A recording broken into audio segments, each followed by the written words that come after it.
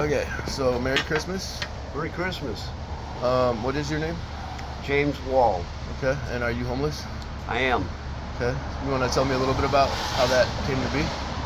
Originally, it was my nephew's wife calling the cops on me for elder abuse of my mother, which was not happening. We were just verbally having a little fight. Um, I'd been with my mom for nine years, and when she had to quit driving, I moved in, and that was at age 90. She's now 103. So I drove her to funerals and surgeries and doctor's appointments and church and shopping. And my mom is an ex-Marine Corps drill sergeant, and she's kind of like a my way or the highway thing. Well, we just got in a little tiff, and about that time, my nephew Joel showed up, and his wife Jennifer called the cops on me, and I wound up in jail for elder abuse, which could have been a felony, but the public defender got it reduced to a gross misdemeanor. I got 45 days. I was I was in the mortgage business, and it was very stressful. So my doctor, Stephen Lifeit, had me on lorazepam, which is a benzo, and I told the corrections officers at King County Jail, I've got to have this or I'm going to have a brain seizure. Well, they wouldn't give it to me. They had all my medications in lockup, and I had a brain seizure, and for about 6 months I was paranoid schizophrenic from it because it caused brain damage. So when I got released from jail, I thought everyone was out to kill me, and it was a freaky experience. But it wore off after about 6 months, and I started having fun. And in the process of being homeless, I broke my ankle.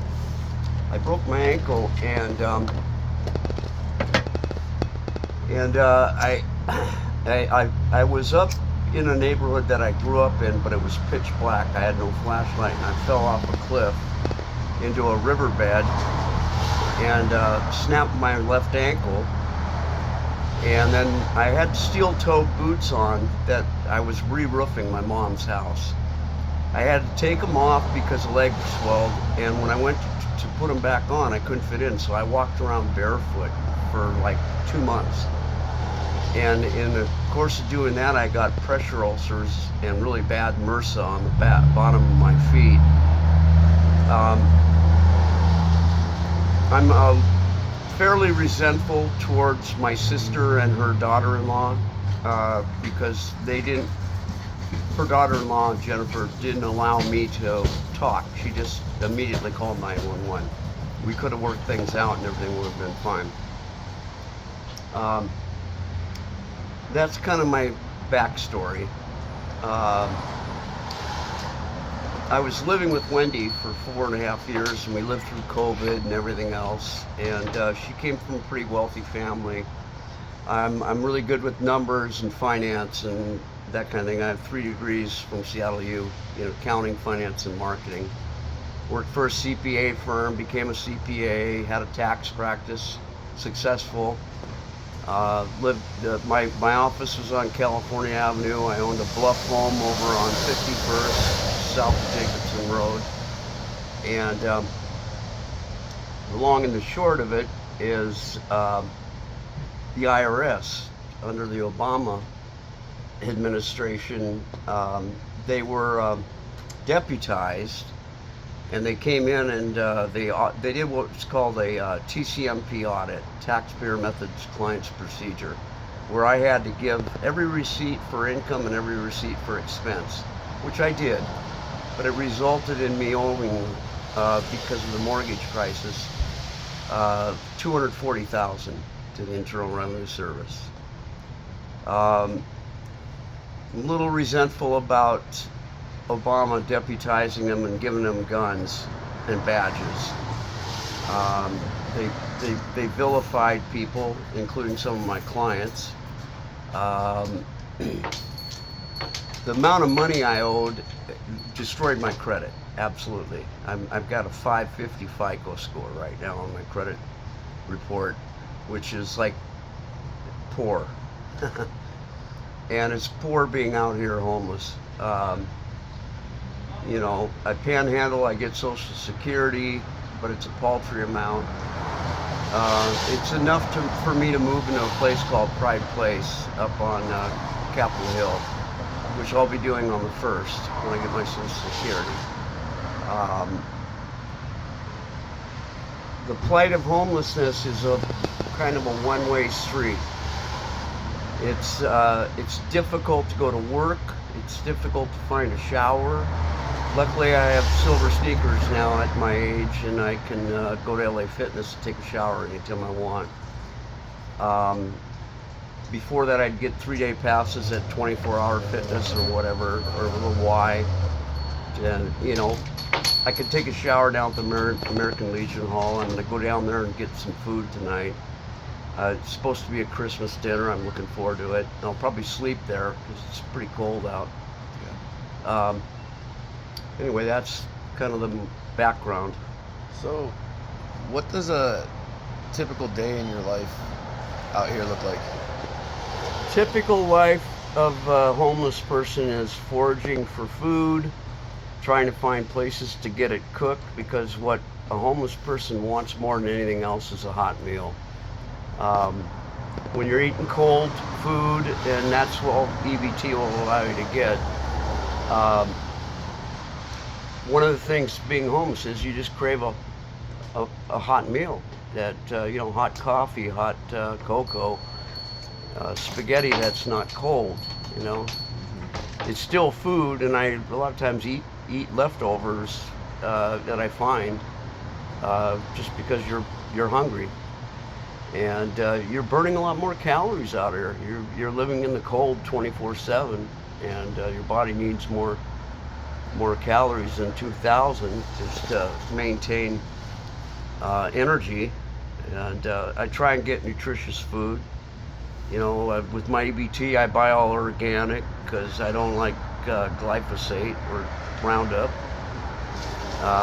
It's paraquat. It causes cancer and nerve damage. So I buy all organic, but that gets expensive, and the EBT's gone pretty quick then. But I'd rather do that than just eat processed foods, you know. What would you say the biggest barrier is between you and not being homeless? The biggest barrier is finding a place that will take you in without credit checks, because what's nixing me in a lot of them is my credit report.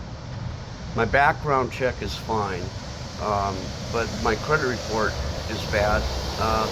It's so bad, you know, I can't even finance a car except like at a Mouse House where they charge 20% APR. Also, going to work is very difficult because number one, you got to worry about where do I store my stuff while I'm gone working, because I've done that before, and I come back and everything's stolen.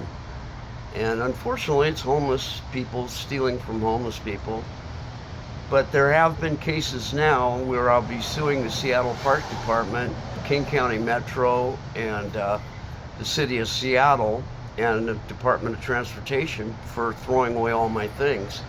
The last one had a $300 airbed that I bought at Big 5 Sporting Goods. It had a down sleeping bag that I bought for 99 bucks at Big 5. It had ice chests from Target, and it had a whole bunch of organic food that basically disappeared, along with all my clothes and shoes. So yeah, you're just basically fighting to keep your stuff and get some kind of a decent living arrangement, which is tough. I could go to the Union Gospel Mission or Lutheran Compass Center, but I don't because there's violence there. And personally, I'd rather be on the streets than in some of these shelters, because they don't screen who they're letting in. they basically get in, and then there's a lot of issues. Yeah, I was talking to Jada the other day, and he said the same thing. And that Mhm. was always my experience too. I never wanted to stay in the shelters Yeah. at all. I would rather sleep outside in the cold. There's a lot of good food banks. Ballard, you can they'll cook you a hot meal at the Ballard Food Bank, and then of course you go home with food. But you can shower and you can also launder your clothes. They'll take them from you and put them in a locked washer dryers. There's two sets of them, and you know, they want to make sure that people aren't just going in there and doing their laundry and stealing other people's stuff. So it's controlled. There's a place that my friend just told me about up on Aurora Avenue. They just gave him a charger, which I traded him a vape for it, you know, portable charger.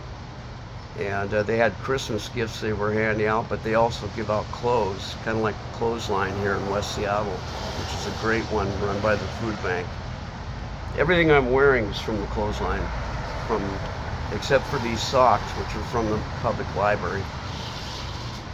And I think, I believe you said you became homeless the first time 13 years ago. Is that right? It would have been in 2015. 2015. Yeah, so about 9 years. 9 years. Okay. So how many times have you been homeless? How many different times? Probably 3 times now. 3 times. And I lived in clean and sober houses, but they had a habit. Most of the guys running them were former drug dealers, and they found a new scam. They get federal funding from the U.S. government. They collect your rent, and then they promptly kick you out. And that way, they can collect rent sometimes 4 to 5 times. And I've watched other people get kicked out, and someone else get into that bed. Well, they paid $550, and then they get kicked out a week later, and now they collect another $550. So they're just renting. You're not getting a full bedroom. You're sharing with 5 men, and these are down in Auburn and Kent. If they're collecting 5 times $550, I mean they're well up to about $2,700 just for one of the little beds that they're renting. So instead of drug dealing now, they're making money off this, and then they get federally subsidized on top of it, and tax credits on their you know, they're non-profits, but they still get tax credits. do you drink? No. Do you use drugs? No. What would you say? I have pharmaceutical stuff for broken back, broken neck. Yeah. What would you say, just based on what you've seen personally, what percentage of the people that are out here homeless would you say are using drugs? I'd say about 10%. That's it? Yeah, I think about 10%. A lot of us smoke. Some of us drink alcohol. Others do heavy drugs, you know, fentanyl and crystal meth and all that. I'm 68 years old. I've been there, done it. I like living, you know. I don't want to die from a drug, especially like fentanyl, some stupid thing. What percentage of the people that you know out here have some form of mental illness? I'd say probably about 20%. 20%. 20%. Yeah. There's people, without saying any names, that I know that are passive aggressive, but they also have some mental issues from brain damage, and they tend to. They're not doing drugs, but the mental illness is probably why they're homeless. But yeah, I don't, you know, I'm excluding the downtown area Right. in this population. So you're just referring specifically to West Seattle Admiral District? Right, for now, yeah. Okay. Yeah, I'm writing a book called Homeless in Seattle. I have been working on it off and on for 6 years. And I met Tom Hanks and Meg Ryan when they were filming Sleepless in Seattle, and they'd come into Alki Mail and Dispatch when it was on Alki. Yeah. because that's where they were filming, and I got to know them, and they actually agreed to come to my book signing down at Westlake Mall. So if you weren't to exclude downtown and the rest of Seattle,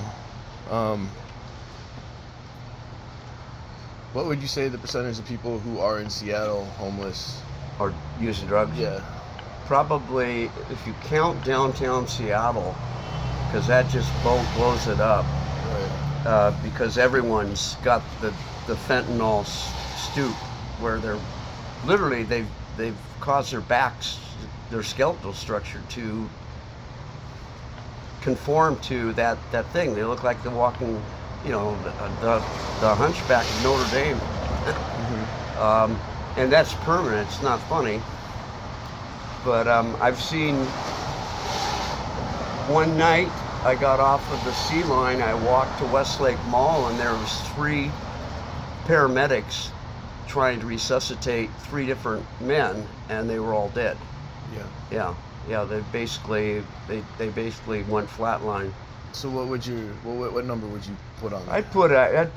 I'd put downtown at about 80%. 80%. 80%. Okay. There's some people that are down there because they choose to live there. When I was working and had my businesses, I had a beautiful condo down at the Fisher Studio Building. Yeah. You know, on 3rd between Pike and Pine. Right. Because here's the thing that I struggle with, right? Like, I talk to people like you, I talk to Jada, and I ask them their experience with that. Like, what I asked you, right? Like, what percentage of people would you say are out here because they're using drugs? And they, you know, like, you guys will tell me like 10%, 20%. But like, from my personal experience when I was homeless, I mean, I was strung out. So obviously I was around people who were also strung out for the most part. But everybody I would encounter who was also homeless was using drugs of some sort. Even if it was alcohol, alcohol is also a drug, Yeah. right? So, Well, yeah. If you count alcohol in that equation,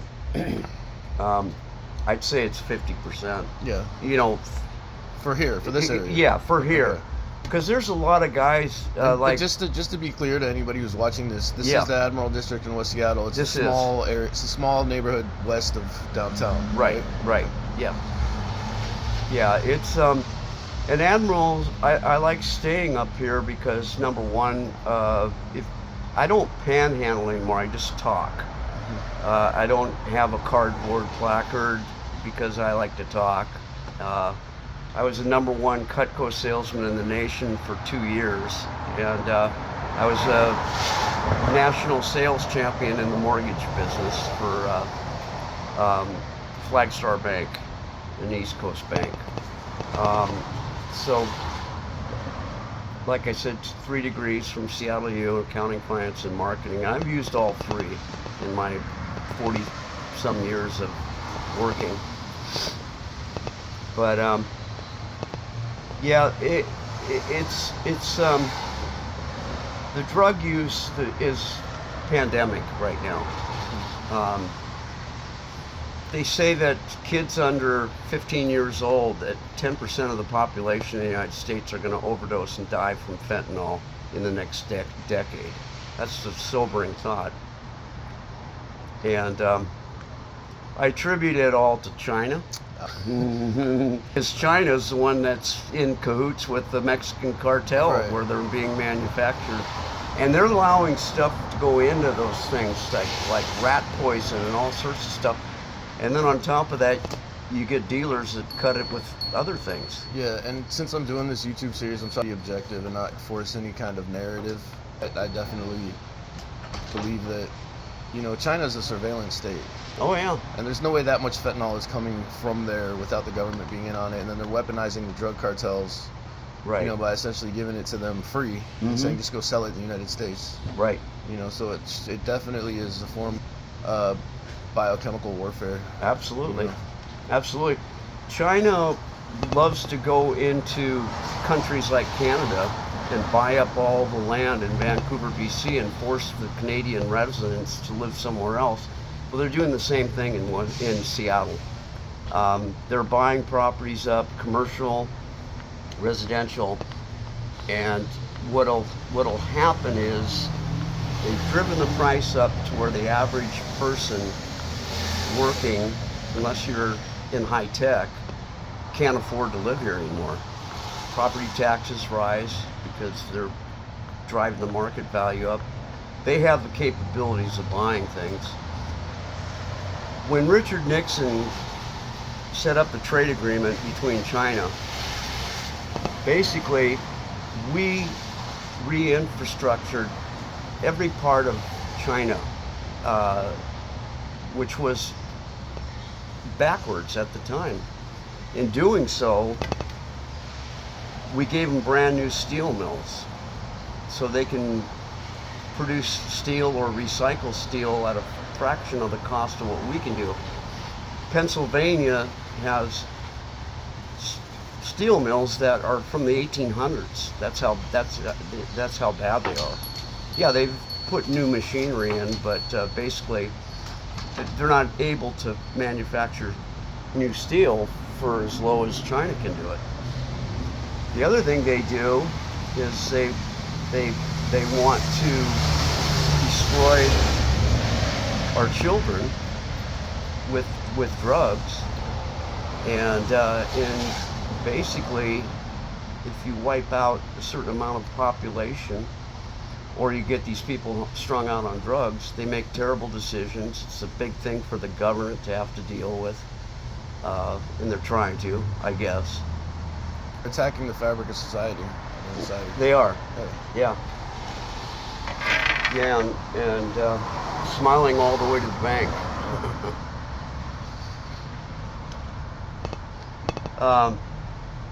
Go ahead. Well, I just wanted to ask this last time. How long have you been homeless this time? You said it was a year and a half. So what did your life look like right before you became homeless a year and a half ago? Well, I was living with my girlfriend, and it was great. I was investing her Roth IRA. During COVID, she came from a wealthy family. Grew up in Medina and Mercer Island. I won't mention a name, but they did own the largest furniture store company in the Northwest. So I was investing in a Roth IRA, and I drove it from a little over $1 million to $3.5 million, just because I'm really good with numbers and I'm good at studying the market. I was investing her in mainly high tech, Tesla, Google, Alphabet, Amazon, those kind of things, Alibaba. Occasionally I'd maybe do Coca-Cola or some other thing that was looking good. I did invest her in some Bitcoin, and we did pretty well on it. So yeah, she's up to over $3.5 million in there. So I wanted her to be able to, have a nice retirement and not run out of money. And she's pretty frugal, so she's set up pretty well now. So how did you become homeless that time? Was that the... I paid the rent, and then she told me I needed to move out the next day. I said, no, you can't do that. You tendered my cashier's check from Chase Bank, and I have 30 days to leave. And so her ex-husband, again without saying names, agreed with me. He said, no, you can't do that. You have to let him live here for 30 days. And in that process, I went out and bought an SUV, and had it for about a year, and then I signed it over to her because she had totaled her Kia Sorento, and she has a house cleaning business, so she needed a vehicle. I can get around on the bus, I'm a local here. I don't venture downtown much, even though I lived there before. I know downtown real well. I like West Seattle. This is where I grew up. What are your hopes and dreams for the future? Well, I'm going to get back to work when I move into Pride Place, and I work for Robert Half as a CPA specializing in construction accounting. And Robert Half pays me $225 an hour, and they pay me weekly every Tuesday morning. And I do my time report on my phone on Friday by 9 p.m. And if I do that, I 6 a.m. I have it directly deposited to my Chase Bank. Yeah. And that, you know, get up some savings. My goal is to go buy some acreage in the country, in probably Maine or Colorado or New Mexico or Wyoming, where you have harvestable trees, and I can pay off my mortgage with one, you know, not a clear cut, but a thinning of trees like ponderosa pine or Douglas fir. And I'm going to buy a school bus, turn it into a schoolie. I'm a worker, a woodworker, like my grandpa from Norway. So I've got a welding friend named Jeff. He's going to weld off the roof, and we're going to take 2 genie lifts with cables and raise it 23 inches to make it feel more like a home. We're going to put solar panels up on the roof. Going to re-plumb it and I was a commercial electrician for a while, and redo all the electrical. I'll get a compost toilet so I don't have to worry about dark water, you know, disposal, because it's expensive. And I'm just going to basically live off the grid, you know, fuck the IRS. So for the last year and a half, have you just been taking it one day at a time, trying to get through a day, trying to find Taking food? it one day at a time, to coin an AA phrase, you know, and God's grace, God's time. You know, I'm a Christian. I do believe that God will deliver me again like he did before. And when that is, I don't know. But I every day I get up and show up. You know, I don't go to work, but I get up and I do things. I go to the library, study. Like I told you, I'm writing a book called Homeless in Seattle. And I'm not trying to make money with that. I'm trying to explain kind of how it works. And, you know, I'm drawing some other people into the book, like Micah and Mary and Justin and Steve and all the other people I know that were homeless that died on the streets, unfortunately, from one situation or another. But there is a lot of alcohol that I see being consumed.